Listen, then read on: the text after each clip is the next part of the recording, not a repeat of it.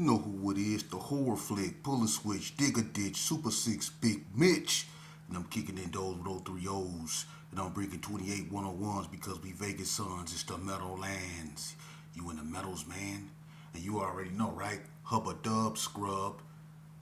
Hold on for a second. Hold on, man. Don't get beside yourself now. You already know what's finna happen, right?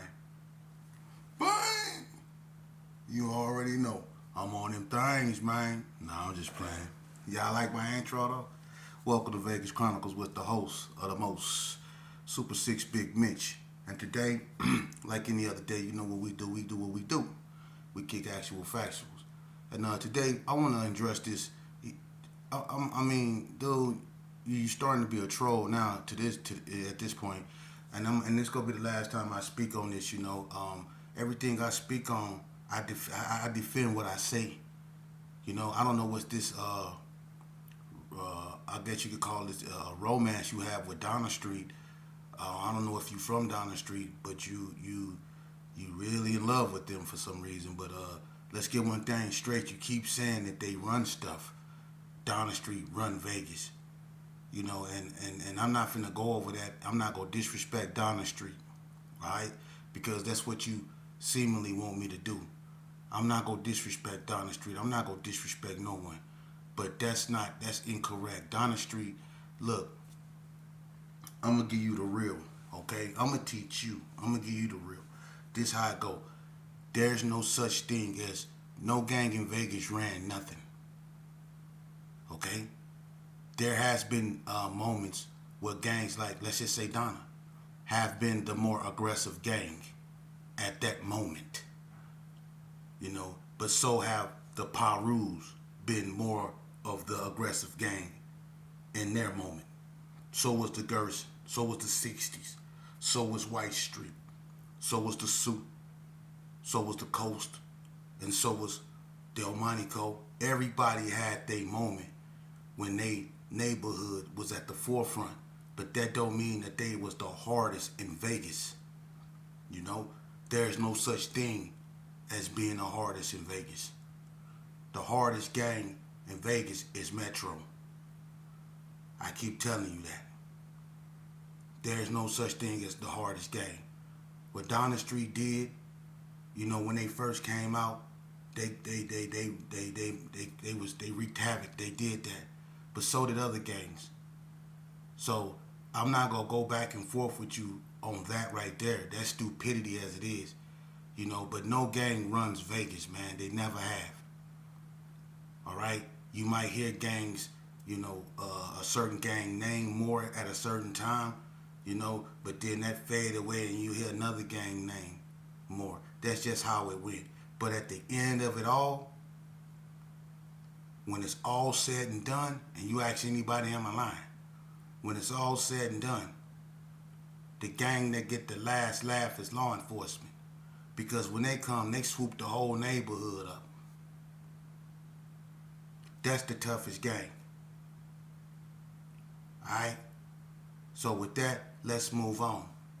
You know, I like to send my condolences to the Marble Manor family. They lost a loved one over there. Rest in peace, John. John was a good dude, man. I'ma miss John, man. He was real funny. He had a beautiful spirit, man. The type of dude, man, he was just, you know, an all around good dude that got along with everybody.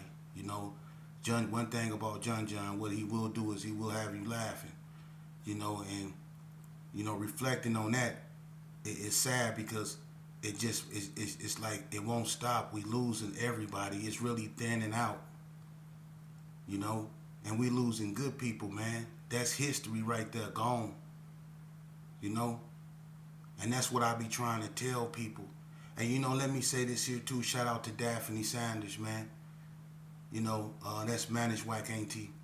She told me that, you know, she was listening to me and her little daughter, you know, heard me speaking and like what I was saying, man. And when she told me that, man, that made me feel so good because I know when I speak from the heart and I speak with good intentions, you know. And I'm gonna be honest with you, man. Let me ask y'all a question, because a lot of y'all, I'm gonna see if you keep it real. Why did a lot of y'all join gangs? Huh? Let's talk about that, because when I bring people on here, on my platform, I'm gonna ask questions like that. What made you join gangs? A lot of it was peer pressure, huh? That's what it was. A lot of it is peer pressure. A lot of y'all still succumbing to peer pressure to this day. That's why y'all always calling each other, talking about other people. And I never found that, I found that strange, you know? Don't call my phone telling me who's supposed to be doing this. I don't care who's doing this, because I'm not going to put myself in a position to be told on. I don't care about that, man. That's immature stuff. I'm too old to be worrying about that type of stuff, man. And so is y'all. You know? You got these cats out here, man, and I'm gonna be so, it'll be your own homeboys, and this ain't gonna be no I hate my homie rant. It's the truth. It be your own homeboys. They call you and tell you how, can't nobody tell them nothing about you and how they your real this and how they your real that, but they be, when they ain't around you, they telling them how they can't stand you, how you think you know everything. They play both sides of the field. They call you and get, information for you or whatever they can get you to say about somebody. And then they go tell that person, and then they get stuff started. You see? And I don't bother nobody. I sit here and I make these platforms, and just by me sitting here making these platforms, I done made enemies that I didn't even know I had. And I don't care about that. I don't. And I don't care about cutting off no homeboys or none of that. Because I'm going to tell you something. I'd rather limp into heaven than walk into hell on 2 feet. So if I got to cut you off, consider yourself cut off. I don't need no crowd. I never did. I'm not going to lie to these youngsters about what they signing up for. And the thing about it, I'm an open book. It's people been looking for some type of smut they can put on me to try to, smut my name and make me seem like I'm not real. Good luck finding that. Y'all know me. Y'all know what I'm spitting is the truth. That's why y'all mad, because y'all didn't know that I was able to do this. Well, newsflash. This God at work. This God at work. This God telling me to go out there and tell them youngsters the truth. Tell them youngsters the truth. Tell them youngsters what they really signing up for. That this lifestyle, this gang banging thing that we do, that it don't lead to nothing but dead ends. Dead ends. Either you'll end up in prison for the rest of your life, or you're going to end up horizontal, looking up at the grass. That's how you're going to end up if you play this game. For real. And I don't know why it's so hard for you youngsters to understand that a group of guys will never validate you. Being known in the streets for all the wrong things will not validate you. You just signing yourself up for a short life. You putting yourself on that list of all the young brown and black boys that don't live long. You just adding yourself to that list, man, because that's what's going to happen. You setting yourself up for failure. And if any of y'all got real OGs, they'll tell you that you setting yourself up for failure. You see? Let me explain something to you, man. This is not a game. You can't keep destroying your own community, your own people.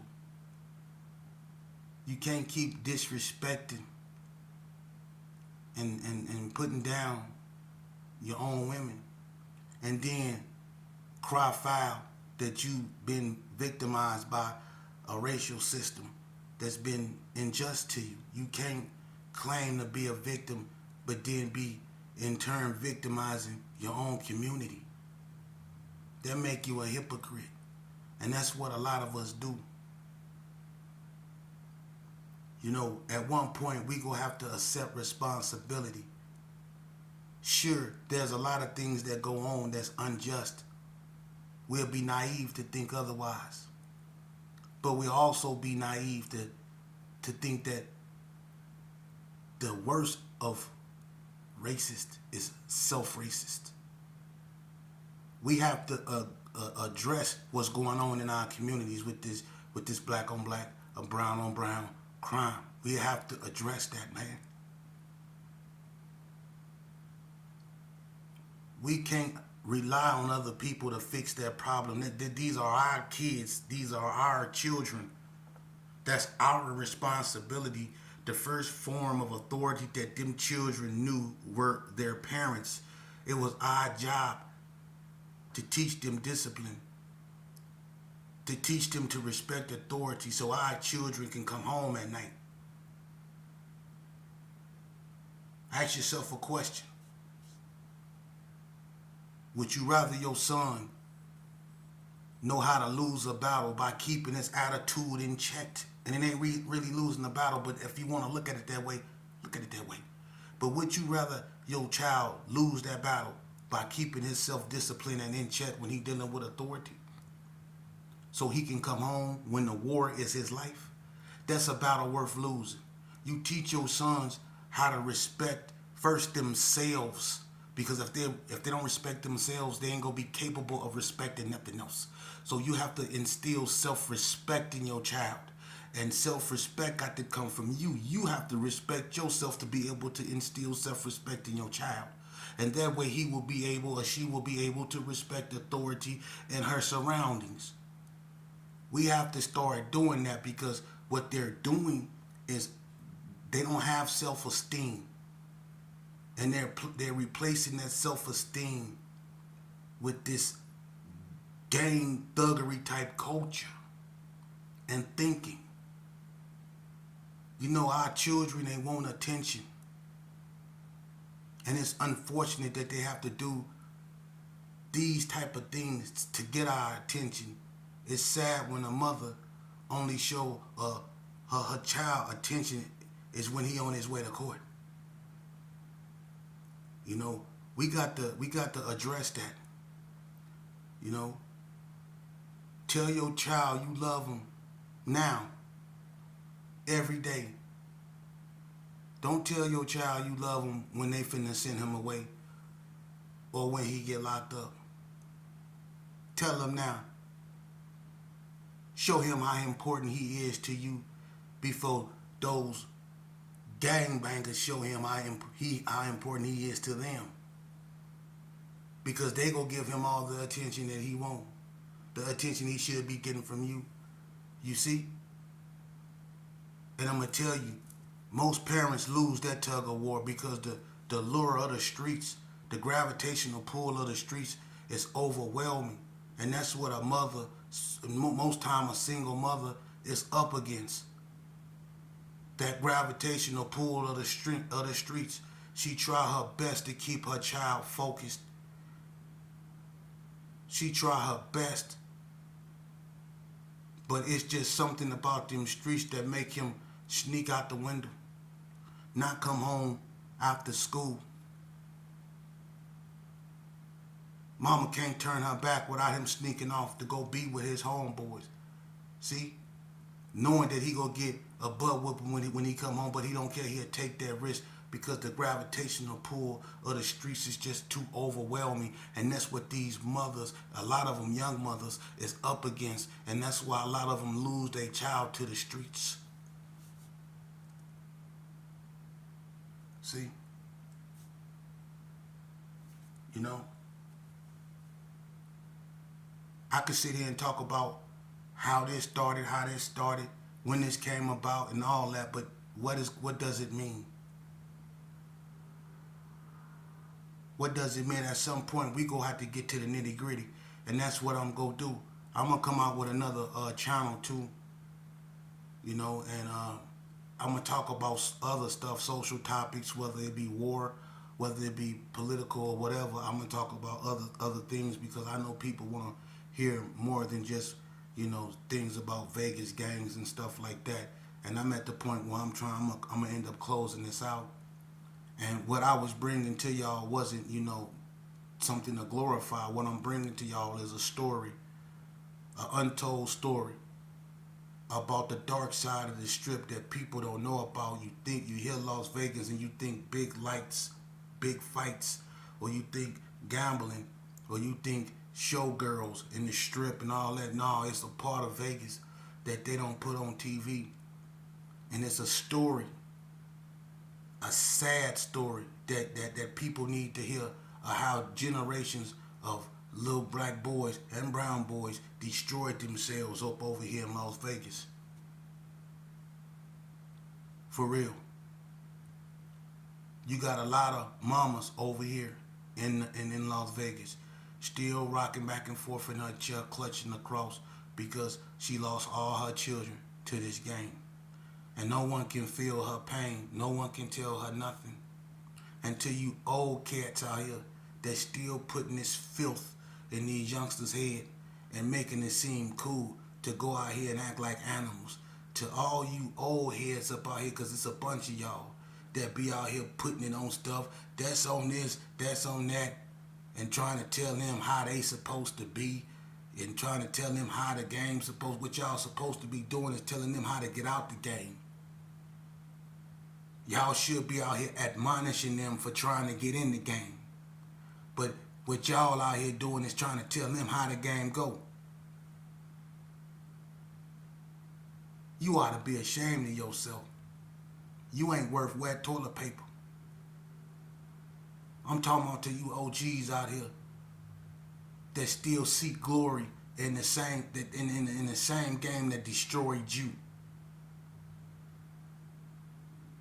You sitting out here trying to tell the little homies how it go, huh? I'm going to tell you how it go. This how it go, little homie. You join this here, you go end up in the casket or you go end up in the cage.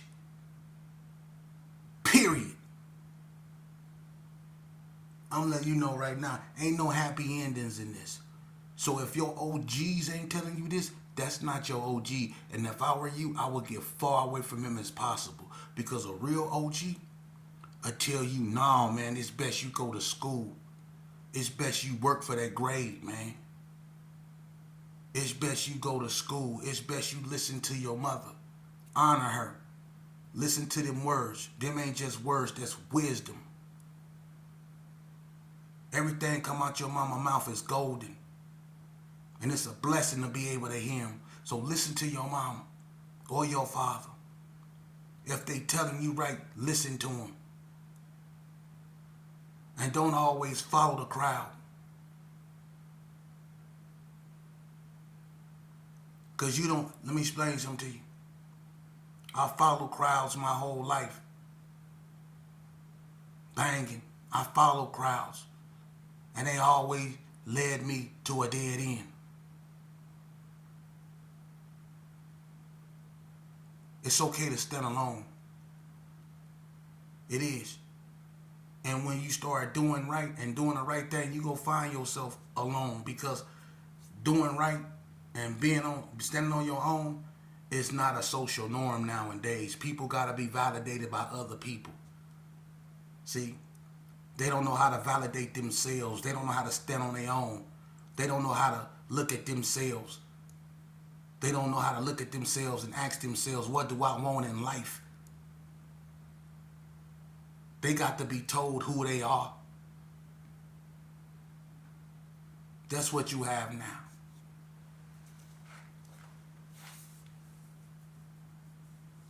That's what you have now. But to all the people out here and to the youngsters out here that feel the way I feel, that been through what I've been through, that want to make a change and want to help these youngsters understand that there is a way that they can get out of what they're in and have a better life, because a lot of them want that. We obligated. We are obligated. That's why we're still breathing. To teach them. To fix what we broke. To clean up our own mess. That's what noble men do. It's not Metro job. It's our job. We created it. We need to go in there and clean it up. It's never going to be cleaned up until we do it. And my thing is, we had enough animosity and hate to go at one another with such velocity. We vehemently went at each other, you know, trying to hurt one another vehemently. But why we don't show that same type of energy trying to help these youngsters? That same type of energy we use to wipe ourselves out. Why we don't put that same type of energy into trying to save these youth so they don't, you know, commit the same mistakes that we have? Lord knows these mothers has buried enough of their children. They have. And we not going to never be right, man, until we start doing right, not just by ourselves, but by them. For real. And it's old heads like me that a lot of these mothers look up to, because they child won't listen to them, but they'll listen to us. And they pleading with us. Help them. They don't want to bury their children. They pleading with us. And if you can't feel it, something wrong with you, they plead with us. Quit leading their children down these dead ends. Use the little influence that we still have to help her. For real. Try that. Because if we don't, we ain't gonna never have no peace. We shouldn't feel proud that our people that look like me and over there in Memphis and Alabama and places like that got the capital of unaliving one another, man. Y'all not marching for that though. What Reverend Al at? Ain't nobody marching for that though, huh? That's what I'm saying. See? That's the hypocrisy I be saying. That's why there's never no spiritualities in our movement.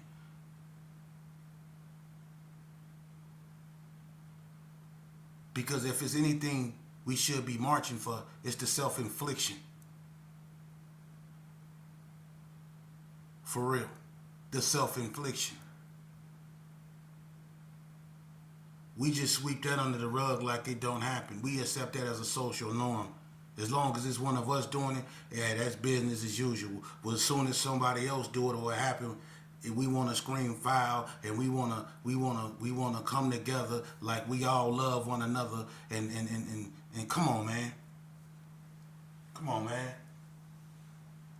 Come on, man. I'm calling it for what it is, man. Come on, man. And over here in Las Vegas, man, and don't nobody run nothing up over here, man. You got small neighborhoods that they gave big neighborhood the blues. For real. Small neighborhoods. They gave big neighborhoods the blues out here, man. Ain't no such thing as no hardest game. The question you should be asking is, who the most stupidest? Because ain't no such thing as no hardest. Who the most stupidest? That's the question. Because all of it is ignorance. It's ignorance. And anybody that cater to this ought to be ashamed of themselves, man.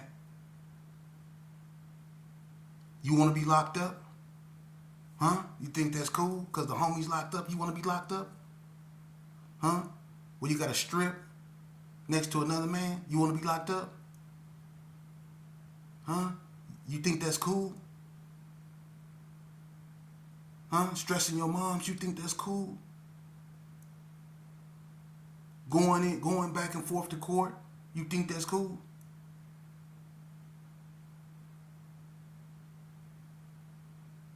Ain't nothing cool about that, man. Ain't nothing cool about that. And it's sad because about time some of y'all realize it be too late. Especially the ones that end up in the institutions with a gang of time. About time they realize that they went wrong and they done been up there about 26 years with no end in sight. It hit them. It hit them. See? And some of them, they don't recuperate from it. Some of them fall to their knees and they never get back up.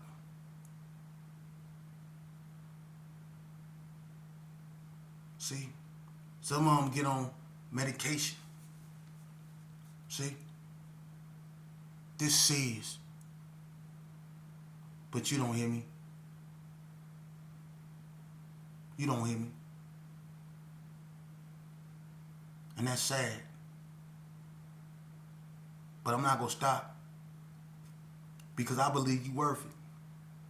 I'm not that OG that want to send you out there on no mission. I'm that OG that want to send you to school. I'm that OG that want to see you get your education. I'm that OG that want to see you be a productive member of society. I'm that OG that want to see you change the trend. I'm that OG that's rooting for you, that know your potential.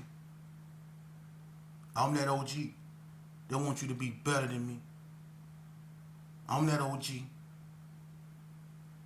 that know and understand the pain that a lot of y'all going through. And it's okay. If you want to find somewhere